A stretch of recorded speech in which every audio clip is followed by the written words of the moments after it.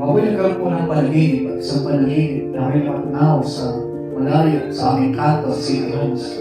At habang ako po ay umiiyak, meron po isang bata na bigla po sumantal po sa akin.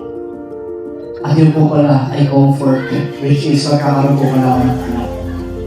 Sinasabi mo pala ang naging comfort ko nung nawala ko yung wala.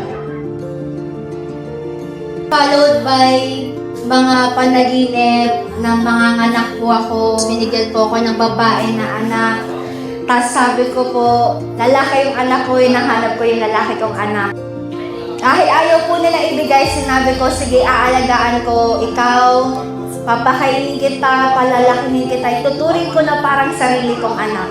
Without my knowing po na yung pagdating po ni Simon sa life namin, yun din po yung time na pagbubukas ng church namin doon po sa Gen 3. Na kung saan yun pala yung panibagong baby na babae na gusto ipahalaga ng Lord kasabay ng paglaki po ni Simon. Lord, ang bata ni si Simon, Lord, will be filled by your favor and the favor with men, O Lord God.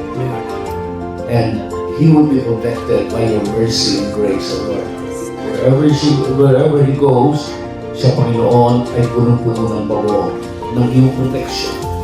Especially, Lord, ng iyong anointing, kasabay ng pagsilang po niya by revelation, Lord, sinilang mo rin, Panginoon, ang kanyang tatahaking na ministeryo ayon sa layunin mo sa kanya.